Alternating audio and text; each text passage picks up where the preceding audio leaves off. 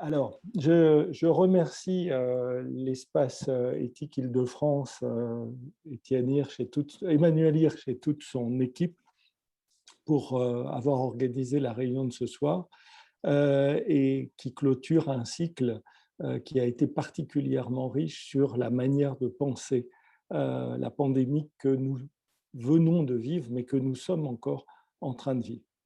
Et la question centrale ce soir va être la question du pouvoir et plus particulièrement ce que Michel Foucault a appelé le biopouvoir, c'est-à-dire cet échange entre plus de vie contre plus de contrôle qui a été consubstantiel du développement de la médecine contemporaine depuis ses racines au Moyen Âge, son développement au XIXe siècle, et le fait qu'au fur et à mesure que la médecine a réussi à comprendre la maladie et comprendre les corps, elle a pu donner naissance à un certain nombre de normes qui ont pu être considérées comme un pouvoir progressif sur le corps.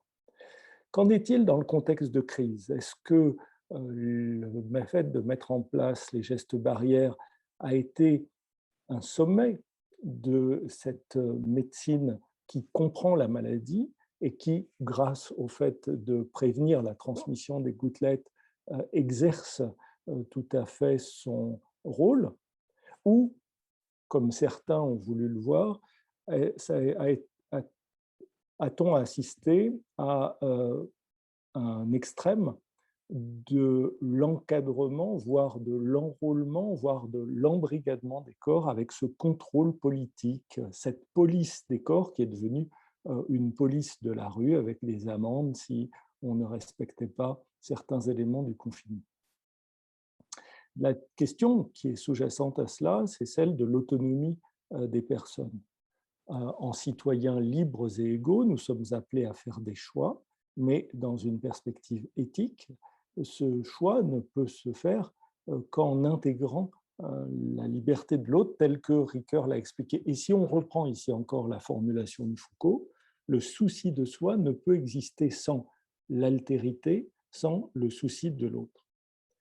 Et au bout du compte, la question est celle de la démocratie sanitaire, une démocratie dans laquelle la communication doit se faire à la fois du public, du peuple, vers la gouvernance qu'il s'est donnée et de la gouvernance vers le public.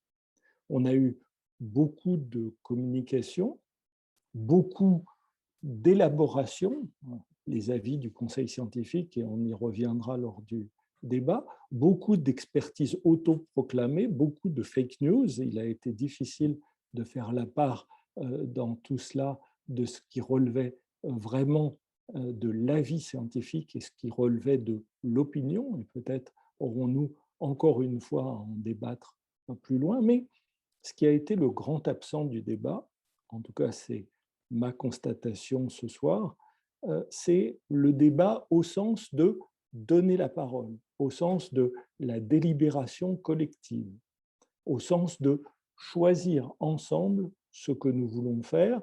Je rappelle que le slogan des États généraux de la bioéthique de 2018, c'était « Dans quel monde voulons-nous vivre ?» On a voulu, bien entendu, vivre dans un monde sans Covid, mais avons-nous vraiment eu la place du débat démocratique tel qu'une société ouverte comme la nôtre le mérite certainement? Donc, on va tout de suite donner la parole à Fabien Calvo, qui donnera son regard de citoyen et d'oncologue. Comment est-ce que les patients atteints d'une maladie grave comme le cancer ont été pris en charge durant cette période? Avant que nous passions la parole à Anne-Marie Moulin, historienne et médecin, membre de la mission d'évaluation, la mission PITET, qui va nous donner son regard sur ces trois questions. Ensuite, Jean-Gabriel Ganassia, président du comité d'éthique du CNRS, nous donnera son regard sur la question du biopouvoir. Et puis, nous passerons la parole à Jean-François Delfrécy, qui, de l'intérieur, en tant à la fois que président du CCNE et président du conseil scientifique, a vécu cette crise et nous éclairera sur ces questions de démocratie sanitaire. On va passer tout de suite la Fabien, parole à à Fabien Fabien. Calvo Voilà. pour nous donner son éclairage.